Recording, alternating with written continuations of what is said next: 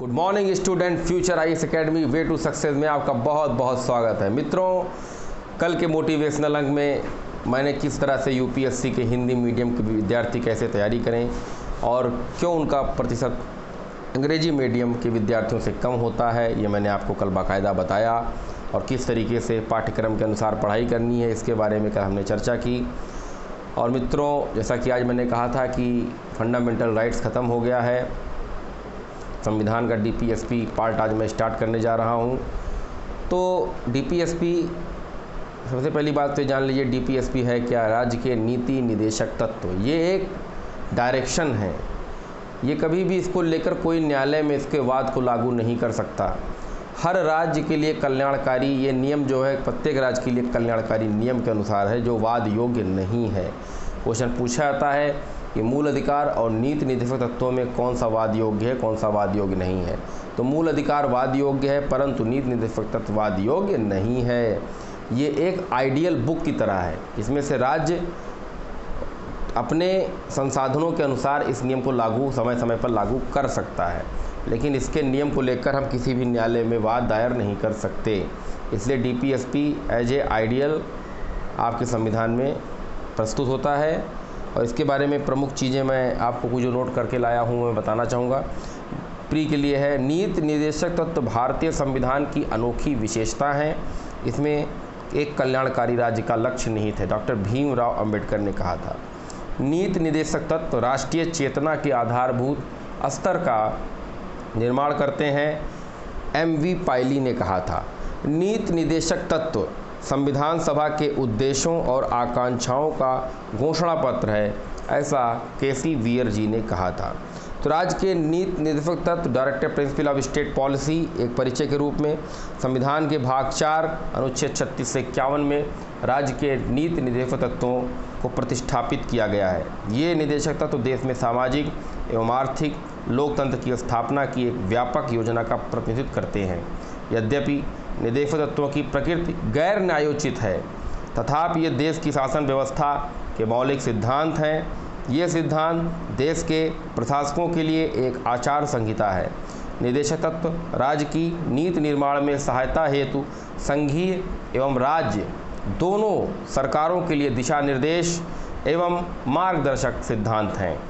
यह सरकार का उत्तरदायित्व है कि वह कानून बनाते समय इन सिद्धांतों को बाकायदा ध्यान में रखकर अपने कानून को बनाए। अगला पॉइंट, राज्य के नीति निदेशक तत्व भारत में कल्याणकारी राज्य की स्थापना का सर्वप्रमुख आधार है। एक कल्याणकारी राज्य की स्थापना का उद्देश्य रखने वाली नीतियों तथा सामाजिक आर्थिक आधारों को मजबूत किए बिना राजनीतिक लोकतंत्र की प्राप्ति असंभव है। पॉइंट नंबर 3 नोट करते चलिए मित्रों, बहुत महत्वपूर्ण पॉइंट है ये। कोई क्लास कोई कोचिंग आपको नहीं पढ़ाने वाली है, जैसा मैं इंपॉर्टेंट हर एक चीज़ एक स्पेलिंग करके पढ़ा रहा हूँ, ये बहुत ही महत्वपूर्ण है। तो पॉइंट नंबर 3 है, कल्याणकारी राज्य शासन की वह संकल्पना है जिसमें राज्य नागरिकों के विशेषतः कमजोर, वंचित एवं अति संवेदनशील वर्गों के कल्याण का उत्तरदायित्व प्राथमिक रूप से ग्रहण करता है। पॉइंट नंबर 4, राज्य के द्वारा सामाजिक आर्थिक असमानताओं को कम करने तथा सतत एवं समावेशी विकास सुनिश्चित करने का प्रयास किया जाता है। सामाजिक सुरक्षा और आर्थिक कल्याण सुनिश्चित किए जाने के पश्चात ही व्यक्तिगत अधिकारों का अर्थपूर्ण ढंग से उपभोग किया जा सकता है।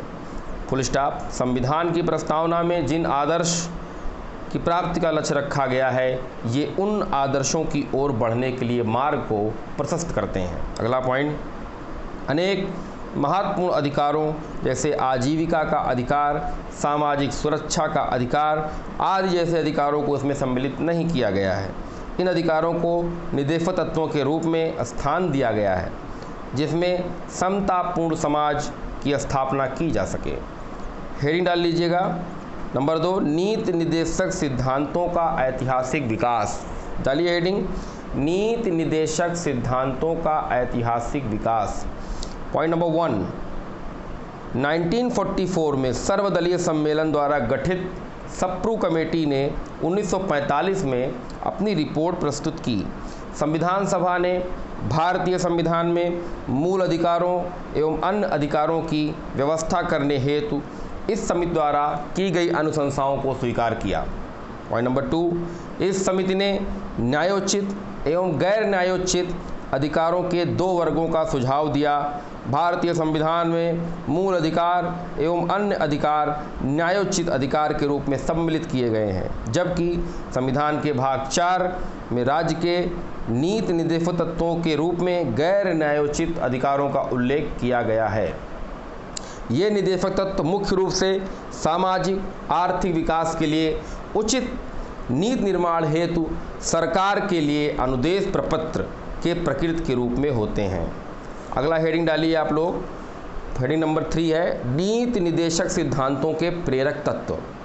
भारतीय संविधान में वर्णित नीति निर्देशक तत्व विभिन्न कारकों द्वारा प्रभावित होते रहते हैं, जिनमें नंबर 1, निर्देशक तत्वों की संकल्पना आइडिया आयरलैंड के संविधान से ग्रहण की गई है। फिर से बोल रहा हूँ मैं, ध्यान से सुनिए। निर्देशक तत्वों की संकल्पना आयरलैंड से ली गई है या संकल्पित की गई है।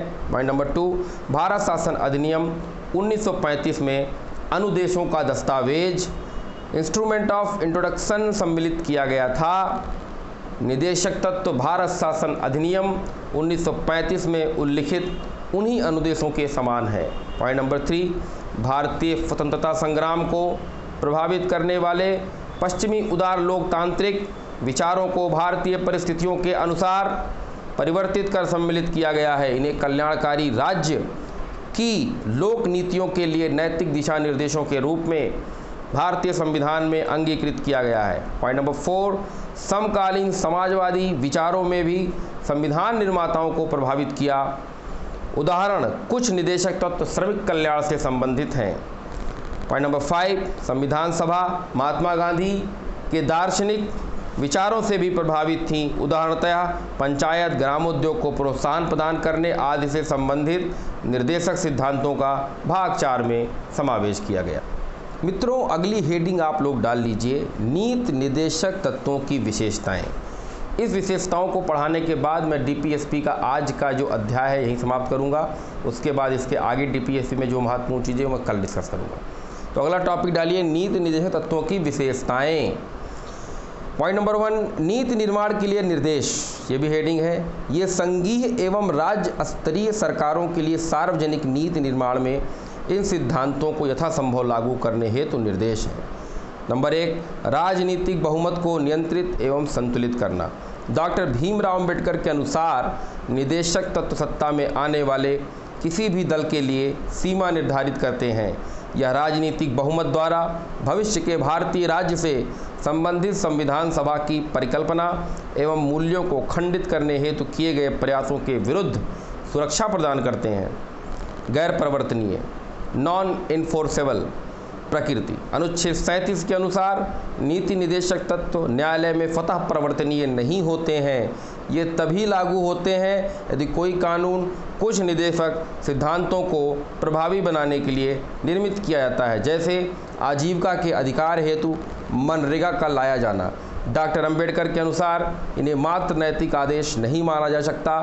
यद्यपि इन्हें क्रियान्वित करवाने हेतु कानूनी शक्ति विद्यमान नहीं है, परंतु इनकी पृष्ठभूमि में राजनीतिक शक्ति अर्थात जनमत निहित है। अतः कोई भी सरकार इन निर्देशों की अवहेलना नहीं कर सकती।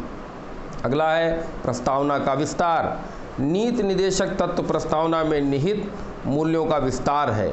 उदाहरणतः यह प्रस्तावना में निहित समाजवादी लोकतंत्र की स्थापना का मार्ग प्रशस्त करते हैं। 42वें संविधान संशोधन अधिनियम के द्वारा जोड़े गए समाजवादी शब्द को अनुच्छेद 38 एवं 39 द्वारा अर्थपूर्ण बनाने का प्रयास किया गया है। अनुच्छेद 40 में वर्णित स्थानीय स्वशासन के संदर्भ में 73वें एवं 74वें संशोधन लोकतंत्र शब्द को अधिक सार्थक एवं समावेशी रूप देने का प्रयास किया गया है। फिर सुन लीजिए, अनुच्छेद 40 में वर्णित स्थानीय स्वशासन के संदर्भ में 73वें एवं 74वें संविधान संशोधन द्वारा लोकतंत्र शब्द को अधिक सार्थक एवं समावेशी रूप देने का प्रयास किया गया है।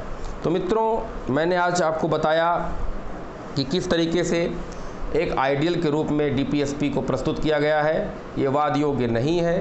प्रत्येक राज्य संघ जब भी कोई नियम बनाएगा वो डीपीएसपी को मद्देनज़र, डीपीएसपी को ख्याल में रख के बनाएगा, उससे हट के नहीं बनाएगा। एक कल्याणकारी राज्य के बारे में बताया गया है, कल्याणकारी संघ के बारे में बताया गया है। तो मित्रों, डीपीएसपी वाद योग्य नहीं है, ये फंडामेंटल राइट्स का कोई पार्ट नहीं है। डीपीएसपी को प्रत्येक राज्य, प्रत्येक संघ कानून बनाते वक्त, विधायिका बनाते वक्त, नियम बनाते वक्त इनके उद्देश्यों के अंतर्गत ही नियम बनाएगा। इनके उद्देश्यों के परे जाकर कोई नियम वो नहीं बना सकता। और आप किसी भी आर्टिकल्स जो भी डीपीएसपी संबंधित है उसको लेकर किसी भी न्यायालय में वाद योग्य नहीं कर सकते कि ऐसा कहा गया है तो ऐसा होना चाहिए। ये तभी संभव होगा जब राज्य और संघ के पास पर्याप्त संसाधन होंगे।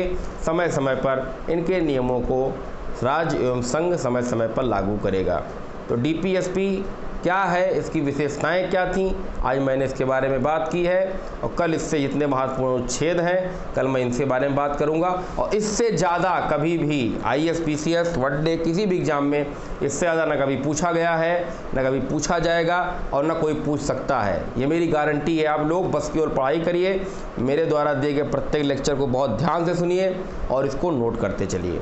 तो आज का ये अंक मैं आपके उत्तम स्वास्थ्य के साथ फिर से एक बार समाप्त कर रहा हूँ। जय हिंद, जय भारत।